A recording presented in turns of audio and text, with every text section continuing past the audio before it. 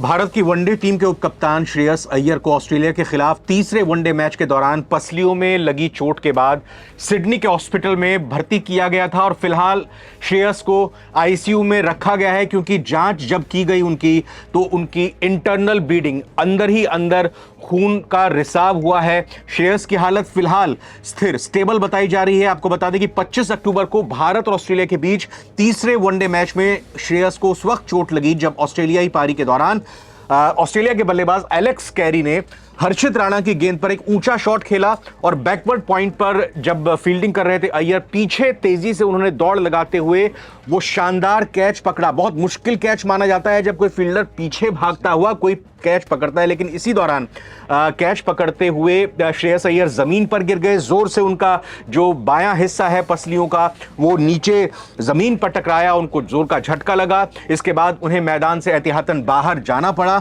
लेकिन मैच के बाद बीसीसीआई की तरफ से जो बताया गया वो एक चिंता की बात है। कहा गया कि श्रेयस की हेल्थ पर जानकारी देते हुए कि इस बल्लेबाज को अस्पताल ले जाया गया। डॉक्टरों की रिपोर्ट जब आई तो पता चला कि इंटरनल ब्लीडिंग हुई है, मतलब अंदर ही अंदर जो कहते हैं ना कि गुम चोट लग गई है और अंदर ही अंदर खून का रिसाव हुआ है। ये बाहर खून नहीं निकला है तो इसलिए और ज़्यादा गंभीर हो जाती है ये पूरी की पूरी चोट। आईसीयू में उनको एडमिट किया गया और अचानक उनको कई सारी शिकायत भी हो रही थी, सांस लेने की दिक्कत हो रही थी और भी कई तरह की समस्या हो रही थी। ये भी बताया जा रहा है कि अगर थोड़ी देर होती तो और भी ज़्यादा मुश्किल स्थिति हो सकती थी।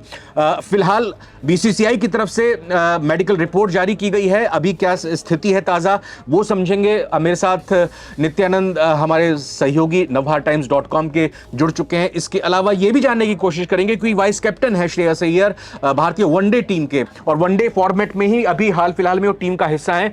कितने दिनों के लिए वो बाहर अब हो गए हैं मैदान से, कब तक वो नहीं खेल पाएंगे, उनकी एब्सेंस में किसको वाइस कैप्टन बनाया जा सकता है। सेकंड डाउन चौथे नंबर पर वो खेलते हैं, बल्लेबाजी करते हैं, उनकी जगह कौन बल्लेबाजी करेगा।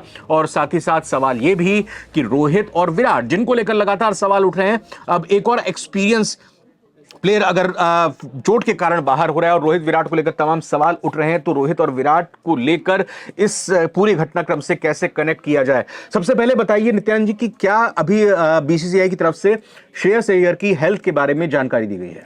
देखिए, जैसा आपने कहा कि आईसीयू में थे, फिलहाल वो बाहर हैं, लेकिन जो बीसीसीआई का कहना है कि भारतीय क्रिकेट टीम के जो डॉक्टर्स हैं वो मॉनिटरिंग कर रहे हैं सिडनी में ही और जल्दी कुछ वो अच्छी रिपोर्ट देंगे। लेकिन अभी फिलहाल जो स्टेबल, आपने बताया कि स्टेबल स्थिति है, लेकिन जो एक हल्की सी रेड लाइन दिख रही है वो ये कि जो है उनकी तबीयत ठीक नहीं है, सांस लेने में दिक्कत हो रही थी, आईसीयू में उनको रखा गया था और चोट इसमें कोई दो राय नहीं कि गंभीर नहीं है, वाकई गंभीर है।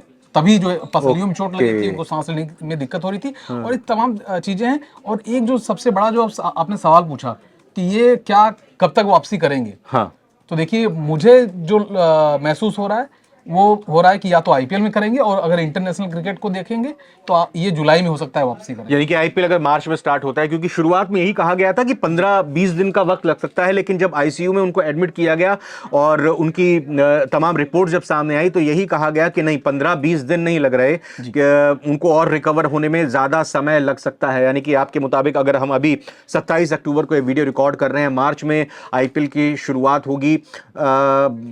पंजाब किंग्स 11 के वो कप्तान भी हैं, आईपीएल में भी खेलना मुश्किल लग रहा है क्या? नहीं, हो सकता है आईपीएल तक फिट हो जाए क्योंकि आईपीएल में भी टाइम है। जरूरत वैसे इंडियन टीम को है, उनकी इंडियन वनडे क्रिकेट फॉर्मेट में वो हैं। टी20 में और टेस्ट में अभी जब इंग्लैंड में गई थी उनको मौका नहीं दिया गया। टी20 में भी अभी मौजूदा जो ऑस्ट्रेलिया के साथ स्क्वाड है उसमें भी वो टीम में नहीं है। तो फिलहाल अभी 4 से 6 महीने का वक्त श्रेयस अय्यर को लग सकता है। अभी एक मजबूत रीड है क्योंकि अब 3 वनडे जो हुए उसमें तीसरे वनडे में तो उनको पारी बैटिंग करने का मौका नहीं मिला। दूसरा वनडे जो शानदार उन्होंने बल्लेबाजी की थी, उन्होंने हाफ सेंचुरी बनाई थी। एक बहुत ही बेहतरीन है, ये कह सकते हैं कि बल्लेबाज हैं, वाइस कैप्टन की भी जिम्मेदारी इसी तौर पर मिली है। तो अब श्रेयस अय्यर की एब्सेंस में वनडे का भी क्या फॉर्मेट है, वनडे का भी क्या टूर प्लान है, आगे कौन कौन से क्रिकेट के टूर्नामेंट भारत को खेलने हैं वनडे के, और उनकी एब्सेंस में कौन वाइस कैप्टन हो सकता है, कौन चौथे नंबर पर बल्लेबाजी कर सकता है, क्या केएल राहुल ऊपर आएंगे? बिल्कुल, आपने केएल राहुल का ऑप्शन बताया। इससे पहले हम बता देते हैं कि इसके बीच सीरीज किसके साथ है। वनडे की अगर बात करेंगे तो पहले साउथ अफ्रीका है, फिर न्यूजीलैंड है, और साउथ अफ्रीका कब होना, जनवरी फरवरी?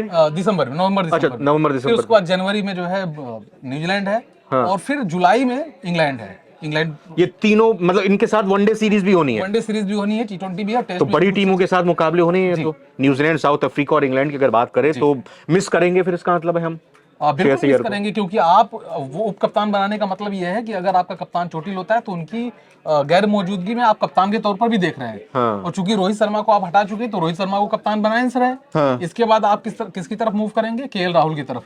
ऋषभ पंत हो सकता है फिट होकर आ जाए, हाँ। तो हो सकता है कि ऋषभ पंत उप कप्तान हो सकता है केएल राहुल उप कप्तान हो। हालांकि ऋषभ पंत की संभावना ज्यादा है, क्योंकि हर किसी का मानना था कि उन्हें कप्तान के तौर पर देखा जा रहा था, पहले T20 में, फिर टेस्ट में, फिर जो है वनडे में। हालांकि उन्हें बनाया नहीं गया, तो ये एक जो बड़ा सवाल है मुझे ये आप, मुझे लग रहा है आप सही बात कह रहे हैं, क्योंकि ऐसा लग रहा है कि फिर केएल राहुल को विकेट कीपिंग के भार से हटाकर उनको चौथे नंबर पर सेकंड डाउन के तौर पर बल्लेबाज के रूप में खिलाया जा सकता है, और फिर थर्ड डाउन टीम में शामिल होने के बाद ऋषभ पंत वाइस कैप्टन भी रहेंगे, विकेट कीपिंग भी करेंगे, और थर्ड डाउन यानी पांचवें नंबर पर वो बल्लेबाजी कर सकते हैं। ये कॉम्बिनेशन हो सकता है।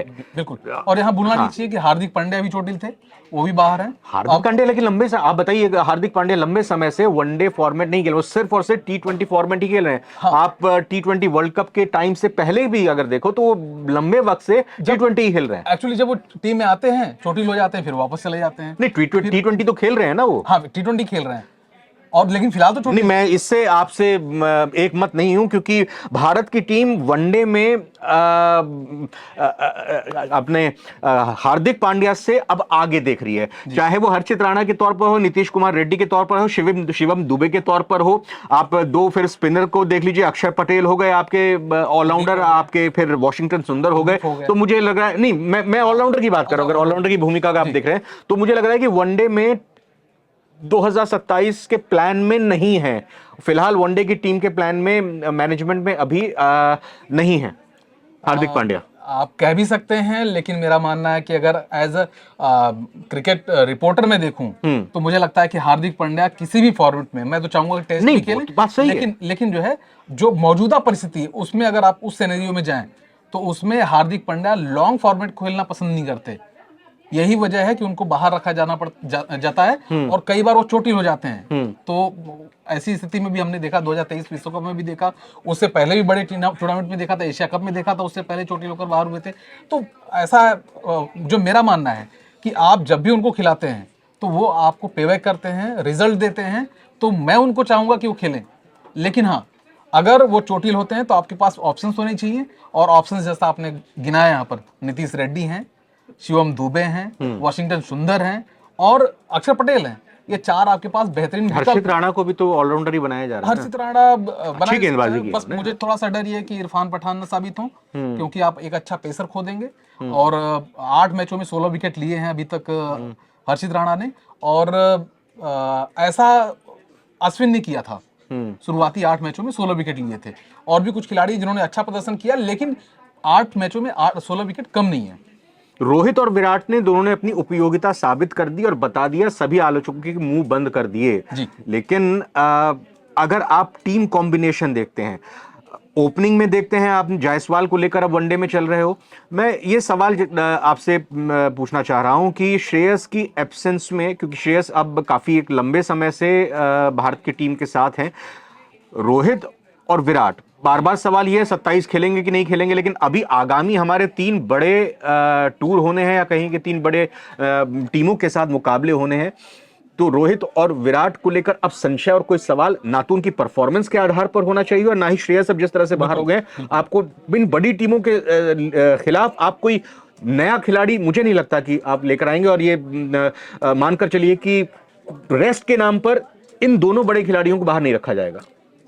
बिल्कुल, देखिए, रेस्ट के नाम पर भी आप बाहर नहीं रखेंगे।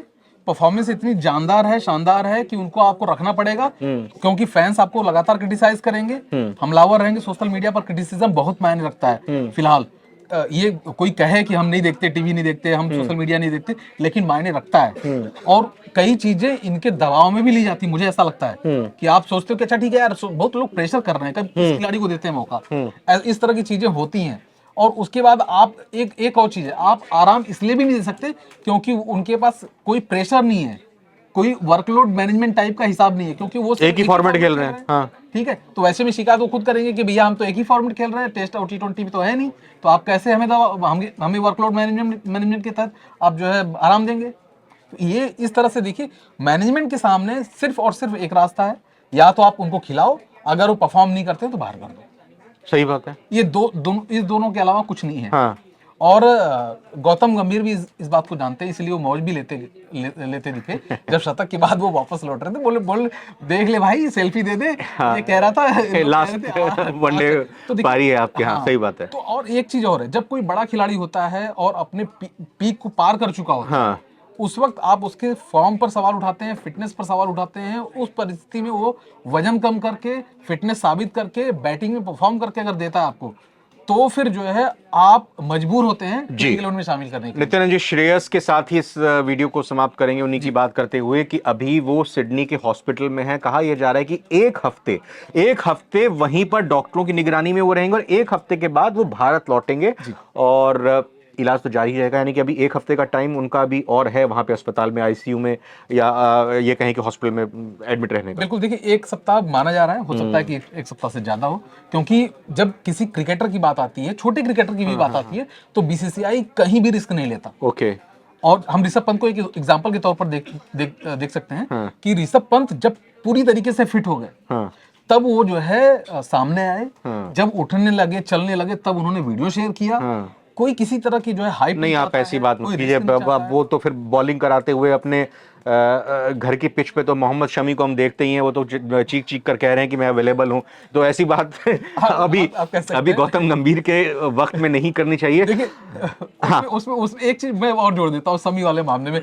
देखिए मैच फिट को भी जो है दो तरीके से देखा जा रहा है। जो गौतम गंभीर और अजित अगरकर का चश्मा है उसमें, कि आप डोमेस्टिक मैच फिट हैं या फिर इंटरनेशनल मैच के लिए फिट हैं। ये मुझे लगता है कि ये थोड़ा सा एक बारीक जो अंतर है उन लोगों में, ये नजरिया हो सकता है। लेकिन मेरा मानना है कि शमी फिट हैं, शमी परफॉर्म कर रहे हैं, और शमी को हम जल्द ही टीम में देखेंगे खेलते हुए। हम दुआ करते हैं श्रेयस अय्यर के लिए, हमारी शुभकामनाएं हैं श्रेयस अय्यर के लिए। गेट वेल सून, जल्दी से जल्दी आप ठीक हो जाइए और फिर क्रिकेट के मैदान पर आकर अपना जौहर दिखाइए। आप से बड़ी हम सबको उम्मीदें हैं और 2027 का जो वर्ल्ड कप है उसमें श्रेयस अय्यर एक मजबूत रीढ़ भारत के लिए साबित हो सकते हैं। ये हम सभी जानते हैं, उनकी जरूरत है भारत के क्रिकेट को। और आईपीएल भले ही ना खेलें, आईपीएल में खेलने का रिस्क ना ले, ठीक है, उन्होंने पंजाब की टीम को फाइनल तक पहुंचाया, रिस्क नहीं लेना चाहिए, क्योंकि आईपीएल की क्रिकेट से पहले देश का क्रिकेट है, देश की टीम है,